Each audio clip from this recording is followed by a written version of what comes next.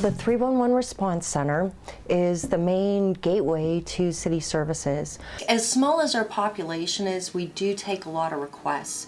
Most cities that have 311 systems, you'll find that more of their calls are question related and don't end up in service requests. Pittsburgh, I believe, is the complete opposite. The majority of our calls are going to end with a service request. Sometimes we'll get one call that will generate 25, 30 different requests. I really believe that 311 is a great factor, probably in all cities, because if we didn't have it, then the public would probably have a harder time trying to contact these offices just on a personal level, because there's so much. So we do what we can to try to help in between, because sometimes it doesn't always have to go directly to whatever that department is, because if we can help, if we have whatever forms that need to be sent out, then that's one less step that someone has to, one less day that they have to wait for the mail to get their items and things like that. So I guess at the end of the day, as long as they're satisfied, then we've done our job.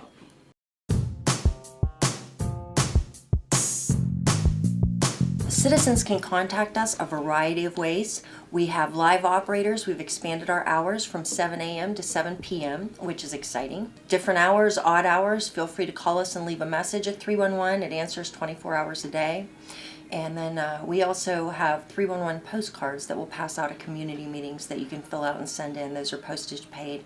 So if you have a group event and need some of those, please feel free to let us know.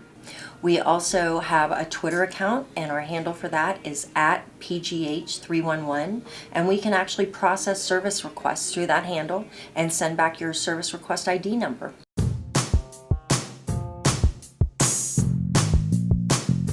Through the years, we've been growing and building, and we're up to 11 staff now. And one of our most exciting endeavors at this point is we're finally getting new software. We're currently using something that was built in-house in the late 1980s, and now we're moving up to a new product. We're in the process of implementing it and hope to have full implementation by this summer or fall. So that's going to make a lot of great improvements to 311, the efficiency of the service we can provide, so we're very excited about that. Twitter has opened up an opportunity for an entire new process to people who don't normally have an opportunity to reach out to 311. It's fast, it's monitored 24/7, generally replying to people between the hours of 7 a.m. and 7 p.m.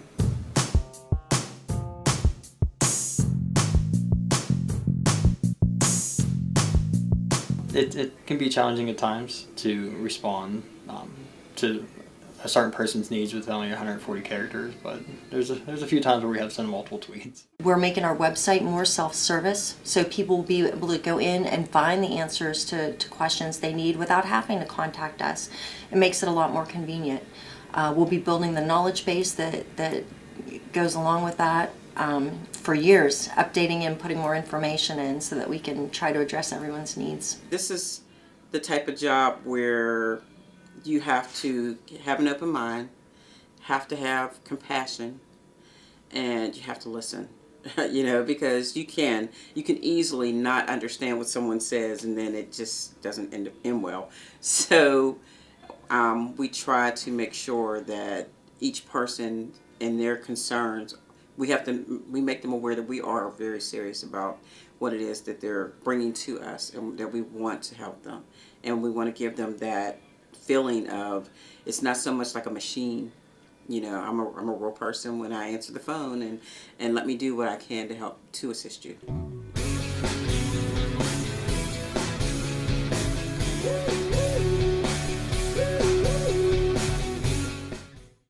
Jake Minton, if you haven't met him yet, is one of our assistant managers at 311. And Antoinette Palmieri handles the social media for the water company, Pittsburgh Water and Sewer Authority, that we were at yesterday. And they've both done a fabulous job, and the way they've collaborated has made me especially proud. So, Jake and Eddie.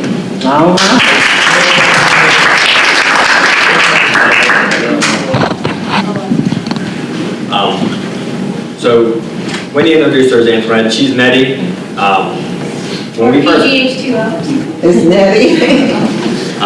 we've been interested in social media for a long time. How many of your centers actually have social media?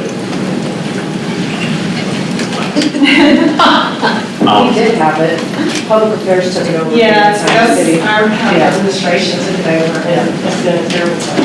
Yeah. It's something that we were interested in for a long time, but we just never had the backing to do it. And as you all know, it starts with the top and comes down. Our new mayor is extremely innovative. It was something that he wanted to progress and have us go into right away. So February 15th of 2014, we officially launched our Twitter account.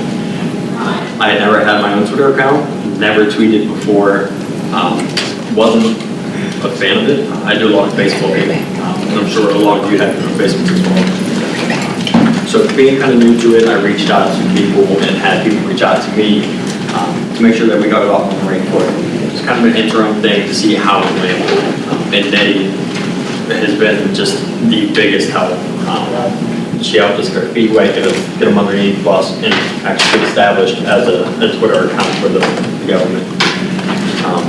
And that's it. Nettie runs the PTH2O Twitter handle account. She has given a brand new face to the water authority. It's something locally, the utility companies, I'm sure it's the same in your areas as well. They get beaten down either from lack of service or lack of communication. And PWSA is no different here. It was something that had a very bad image. And over the last 2 years, since Nettie has come in and handled all their social media and communication, it's been something that has just completely turned around. That was my main goal. I wanted to give them another option for people to communicate. And also, people just call our customer service line and say, there's water in my street. Then they get transferred around, and it's just kind of ridiculous. But they're actually able to tweet me a picture, and I can see exactly what's going on. It's like, oh, that's not just a leak, that's a sinkhole. I need to call some other utilities, get them involved. And I love that people can send me photos. It helps so much that it gives me just a whole overview, and I know exactly who to send it on to. And you're limited to 140 characters. I just do Twitter. I don't actually have Facebook yet. That's something we're looking into. But it's enough to get that what, where, when out there. So I can say there's a leak on Grant Street between 1st and 2nd, and the water will come back at 3 p.m. Just to give everyone just a glimpse of what's going on. But any information is better than no information. The people just keep calling and calling, and no one's getting any information. And then it looks so bad when you don't actually communicate with people. And when I reached out to 311, because I was following them on Twitter also, and I could see like people tweeting problems to him, and then I'd say, oh, that's mine, I'll take it, I'll handle it, don't worry about it. And then seeing things and saying, okay, I can't do anything with that, and sending it on to him. So for the actual slideshow, as you should know, this is like right where we boarded yesterday. Did you take that picture yesterday? I did not take it yesterday. I took it about 2 weeks ago. It's that same duck. They were well fed. The ducks are well fed.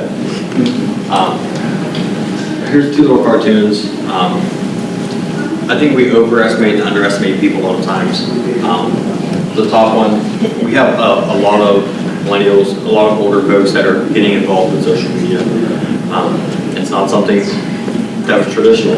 And the top one simply says, hey, Grandpa, are you on Facebook yet? I said, yeah, I'm on Facebook, Twitter, LinkedIn. I'm on all of them. My blog dominates on Google, too.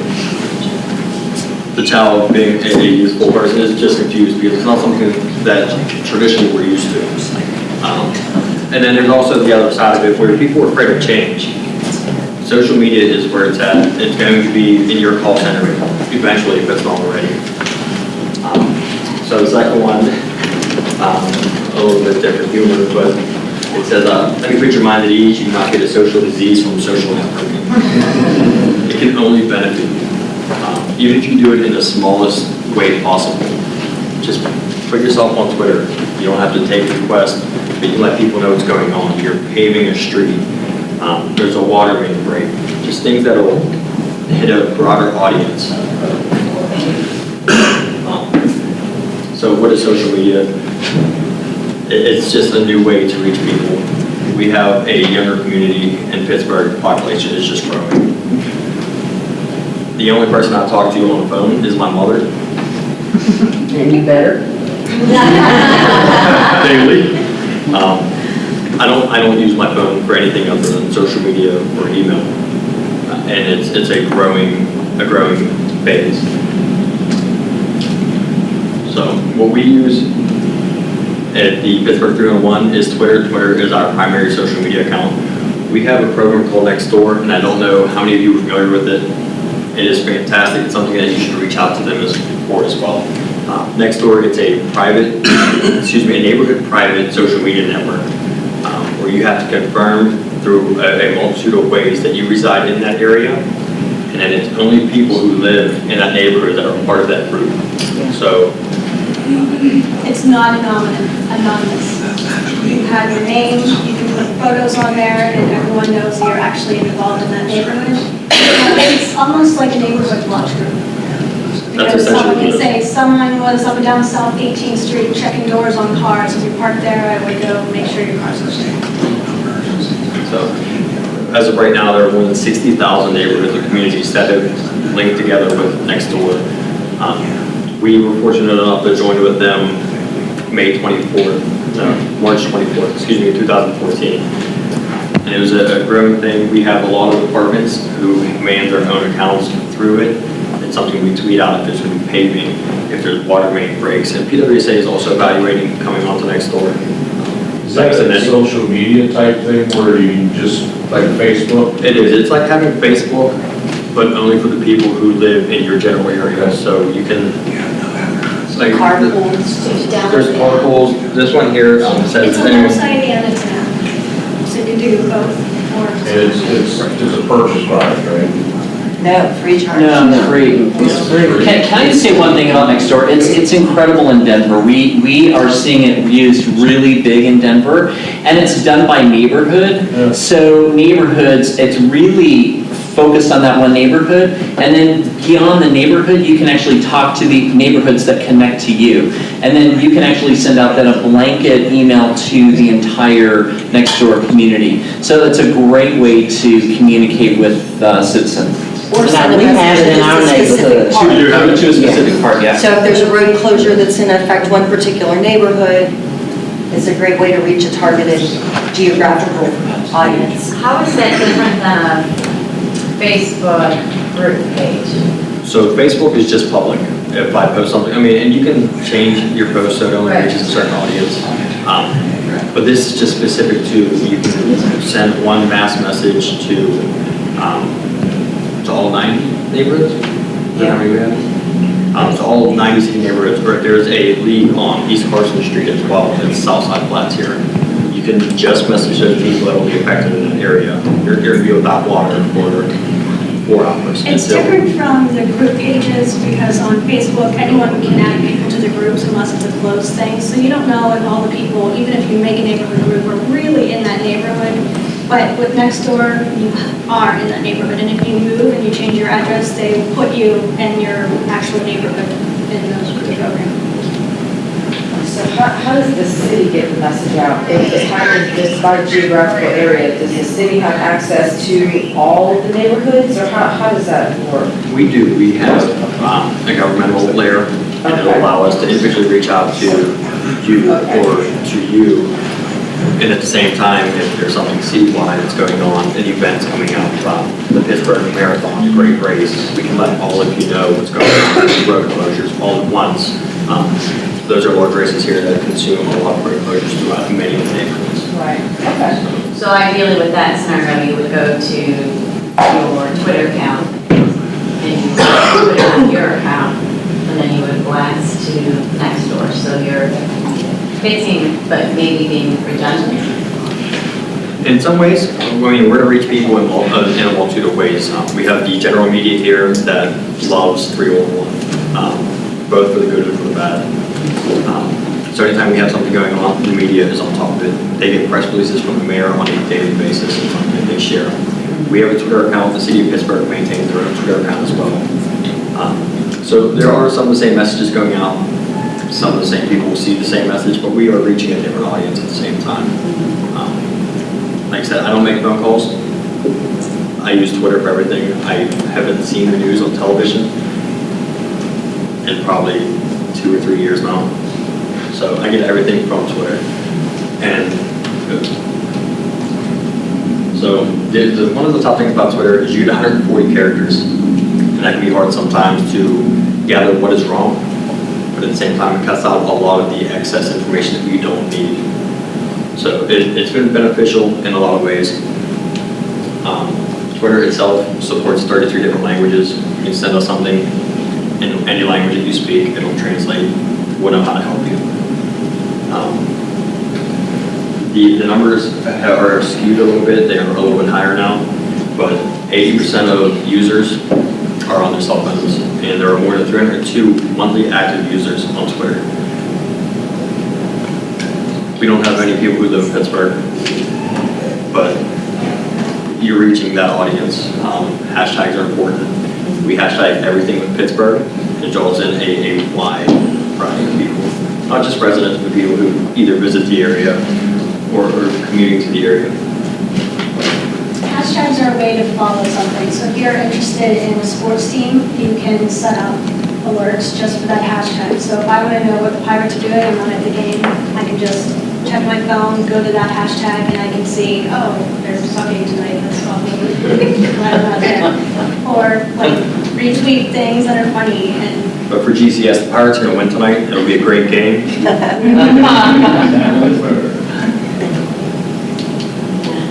So, Facebook is another networking thing. We don't use it on an official capacity. I belong to a multitude of neighborhood groups on Facebook, and I do it from my own personal account just to reach out to the people. Let them know 311's there on an official capacity. But there's a lot of issues that people post on Facebook who don't use Twitter and don't know how to use Twitter. So we pull a lot of information from there as well.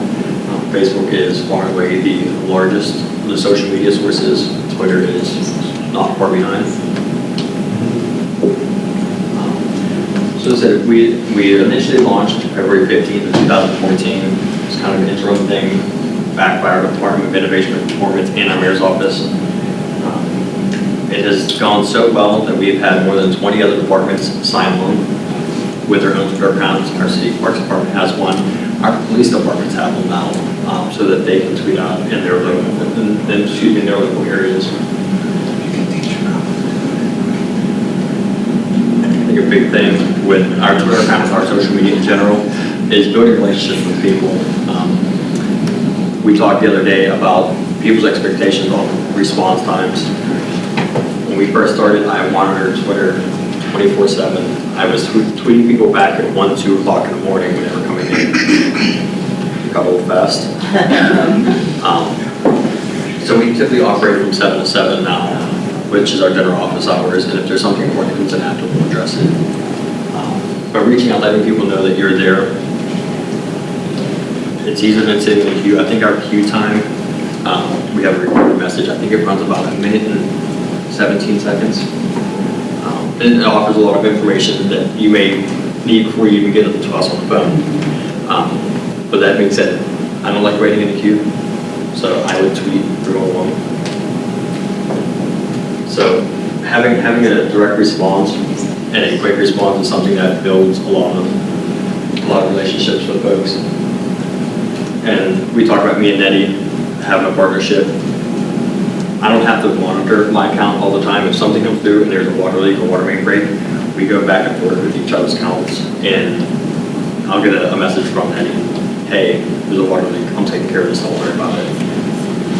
Building those relationships that we didn't have before or happen to call over there, their call center used to have a very high, and it's something they talked about while we were over there, but a very high volume of calls, so you'd be in queue for quite some time. It's something that has significantly changed, but I can tweet Nettie and get a response back in seconds, and it's something that we would like to do with the other departments as well. Other city entities, there's other utility companies locally, but to be able to get information out as quickly as we can. Everything is time now. If we can let you know that there's a water main break 5 minutes after it happens, rather than you coming home from work and realizing you don't have water. Do you guys have text messaging software? We have a Google voicemail, and people can text into that. It's something that we do respond back to. Our text messaging isn't very popular, and it's something we advertise. I'm not sure if people just prefer not to use it, but It's not an easy number to remember, I think is a big part of it. right, it's not like texting 301. It's I don't even know the wrong name. That's what we have a software that you can sign in for like a water boil or leak pickup or refuse pickup. And those texts you just send them. But I think we have 15,000 people signed up for different things right now. And what we did now is we're also using it for emergency messaging to the city employees if there's an issue, because everybody reads their text. So So it's nice. For emergencies, PWSA has their robo-dial, and it'll send things out. It's something that we've connected with them and used in the past for other emergencies, other water main breaks. Yeah, we make it available to all the utilities who don't have it. The most recent big thing I can think of is we had a 60-inch main break and it put an entire neighborhood and a half out of water. So, well, I was tweeting out the boil water advisory and saying, this is what happened. I had people sending me pictures of this big gushing waterfall. I got the most retweets out of those things ever. It was crazy. But we did the robocall, and just getting that information out so fast, it was like, oh my God, no water. And then, oh my God, my street's flooded. But we see it, we know it, get the crews down there. The guys text me back in the field and let me know what's going on so that I can update all the customers. And it actually takes, like, of all those people in that community, those who were tweeting me were then retweeting so then the neighbors would know, or they would just tell their neighbors. So I saved our customer service center like hundreds of calls that day, or those couple days, because I was able to get out information, and then that information got out really fast instead of them waiting in the queue 20, 30 minutes, because it got really backed up. Do you guys have any social media policy for employees? So you talk about the positives of getting out there, but have you ever had a situation where employees are maybe on their own time, personal time, posting something about work and maybe it being negative and that causing an issue? Not in our office. We're actually in the process of developing a citywide one, but it's taken a while with law department, and there's just so many, so they're having a really tedious time getting that completed. We have one. We have something that unfortunately had a situation where, like in the walk-in center. Would you be able to share that with us? Yeah, I can send you the policy. That'd be great, thanks, Jenny. Our law director created it, it's been established. An employee in the walk-in center, the heating went out temporarily, so she did a selfie of herself all cold, wrapped up, and put it out there during work hours, and it got a lot of comments about it, and she just got disciplined, for it, because there's a clear policy, because she, director was talking about her employers. Didn't seem like a big thing first, maybe. Well, we actually did have a big controversy in Pittsburgh because our chief of police had a picture and he was holding a sign. I don't know if it was Black Lives Matter or something like that. It was the chief of police, and someone put him on a Twitter account, and that violated the police's social media policy. So We actually fired a police officer last year for inappropriate use of his personal Facebook page. Because your conduct, our city policy is your conduct on and off duty. And city matters.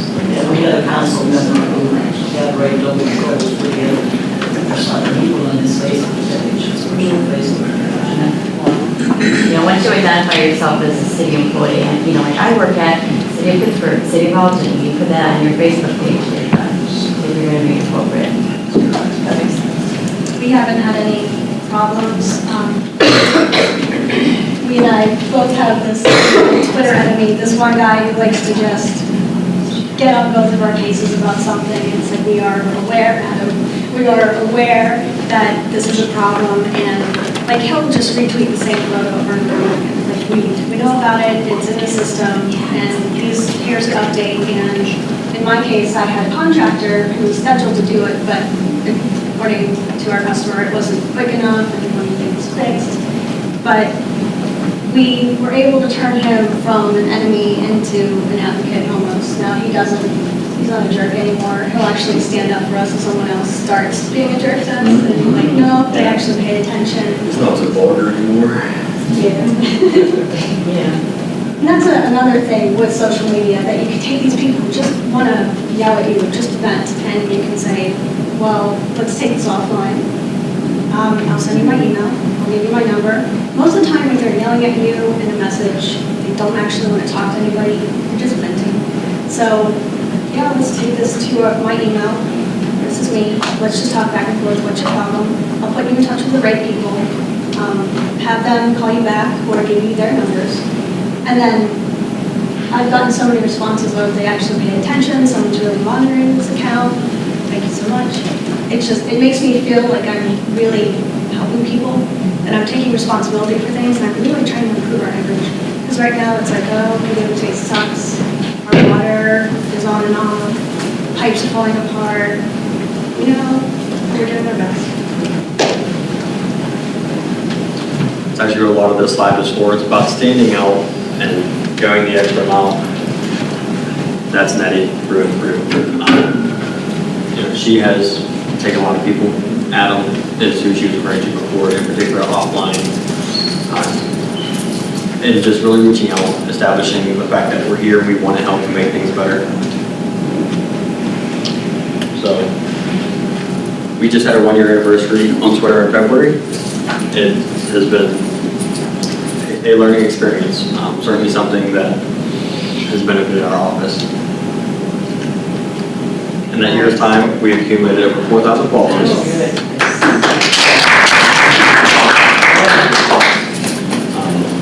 We interact with almost every one of them. We've taken over 2,500 requests via Twitter. And a lot of those, that's processable requests at the same time. So we have people who call in and will have just questions about departments or how do I contact this person.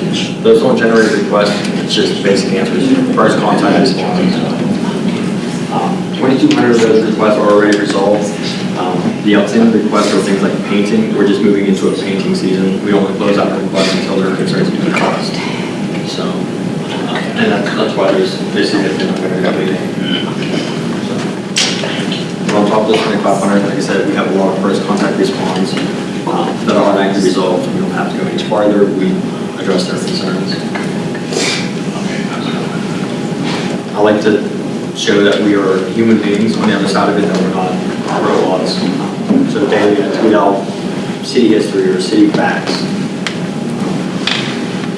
There are different neighborhood cleanups. We have amazing community groups that we connect with on Twitter as well. And we'll have a neighborhood cleanup, and we try to help you promote that to encourage more people to come out and join.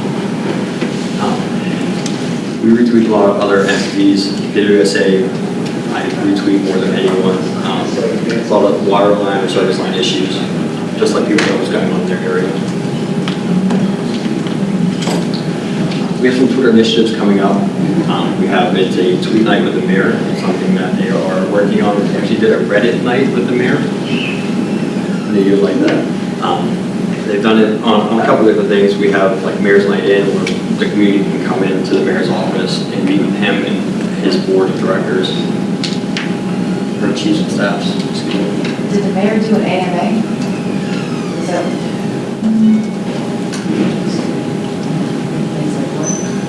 AMA is an ask me anything. So you can go on Reddit and say, my name is such and such, AMA. And so He did, that's what, yeah. He did AMA. He had all the chiefs and the mayor in one room, and they all responded. Nice, that's awesome.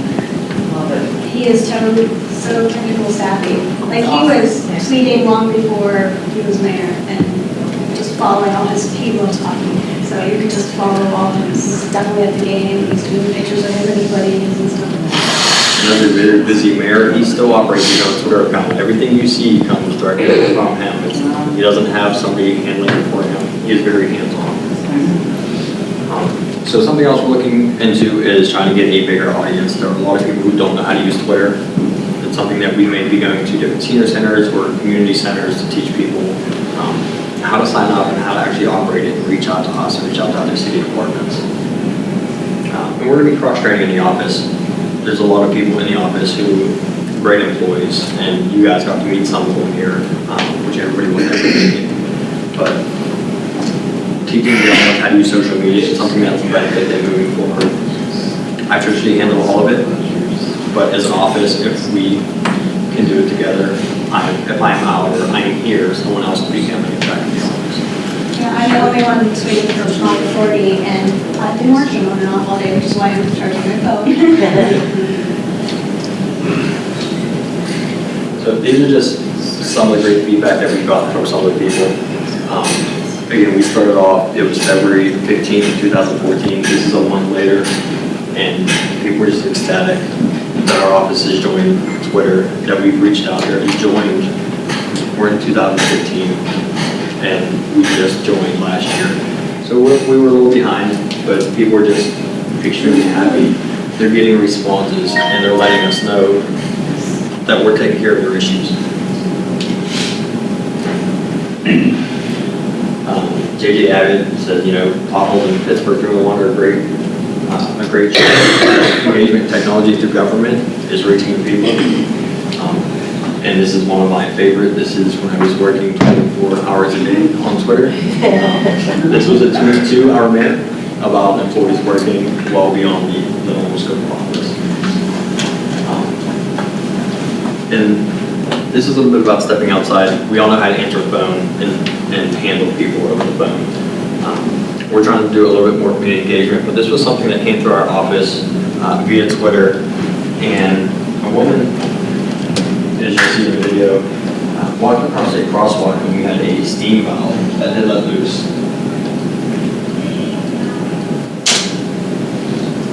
Maybe.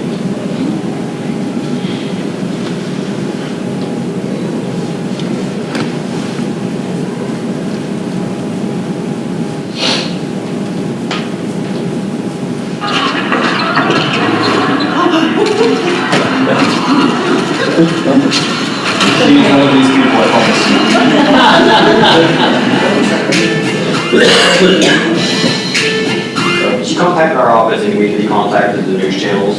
As you can see, this manhole cover is right in the middle of this crosswalk here in downtown Pittsburgh. And this woman was coming from work, she was trying to catch the T, wasn't really paying attention, and she was shocked when the steam burned her legs. And I thought, what if a young family's walking by, a little kid gets burned? So I sat there for about 30 minutes trying to direct traffic away from that spot. This woman, who wanted to remain anonymous, says as she told people to watch out, they told her that they'd been burned as well. And they would say, oh yeah, I got burned there a couple weeks ago or last week. And I thought, time and time again, people are saying they were burnt, and maybe no one's ever done anything about it. So she took to Twitter and told the city exactly what happened. We got the request and we decided to act on it, and we know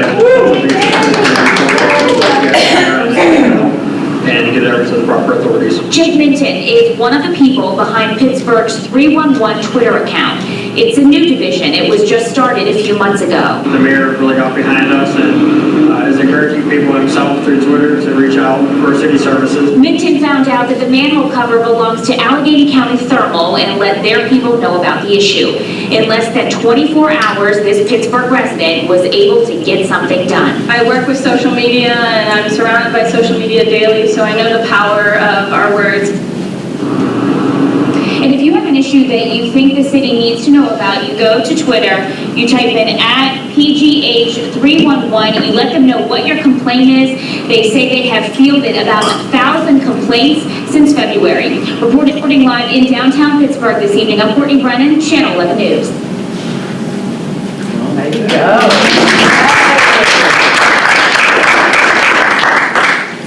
We're on Google Chat all day long too, so when this happened, he said, is this yours? And I looked at our map and said, no, it's this person's. So then we took over. A quick question. So I noticed that on the list, you try to tweet like historical facts and things of that nature as well, or funny facts, things that are not immediate that need to go out. So do you use like Hootsuite or something to manage and, which one? TweetDeck. Okay. We both Manage use the that. scheduled tweets. Scheduled tweets. So I do, good morning Pittsburgh, if you have a water or sewer emergency, dial this number. Good afternoon Pittsburgh, and then good night. Okay. So I have all those scheduled to go out at 8, noon, and 7. I don't so much take advantage of these scheduled tweets. We generally get a response back shortly after we send something out. So if I schedule a tweet, I'm not available and somebody responds. But it's certainly beneficial. She gets their information out there frequently, lets people know how to contact them. So the basis of that is sometimes going outside your comfort zone to provide better customer service. It also shows that the local media, as I said before, it's a huge outlet for us. They love 311 and hate us at times.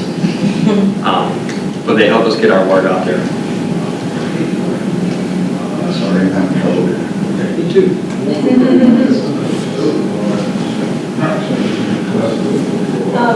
I know he does historical Pittsburgh facts. I do Flashback Friday things where I show the Aspenville pumping station being built in 1909. People love that. And it's also that we're not complaint centers, that we are engaging more with our communities. We're showing our history and we're being more playful, that it's not just, I'm here, yell at me. We're real people, we have interests. I love history.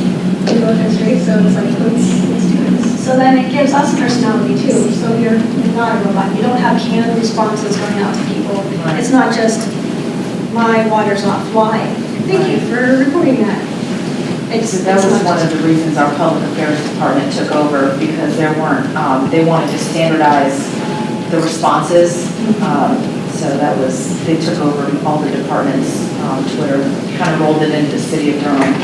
And that's There kind are of a tough. couple departments that still have them, but it's just, And that's kind of tough. When it's an automated response and it's the same thing over and over, people lose interest. right. And that's why we try to go out outside of the normal scope of taking requests. We send information out to try to engage the community. That being said, these are some quotes that I love, and I have them hanging in my desk. Fortunately, it's a mess, and many of you didn't get to see it because it's hidden. But one of them from Don Graber is make it simple but significant. You have 140 characters. You don't need to elaborate. Give them what they need, but make sure you're giving them what they need. Another one from Dave Willis is don't use social media to impress people, use it to impact them. We never set out for Pittsburgh 301 to be fantastic or something showy. We just wanted to get out there and help people and address a whole new crowd of people who aren't calling, who aren't emailing. Sam Walton, some of you may or may not like him.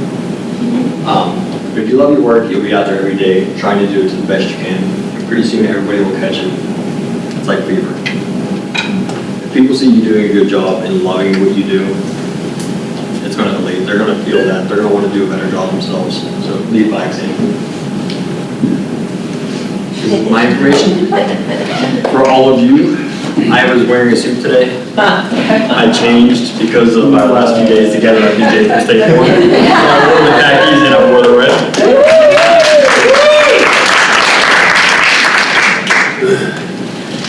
But this is my contact information in Nettie's. Please follow us on Twitter. Nettie, I didn't want to put your personal one directly how you felt about that. I retweet myself.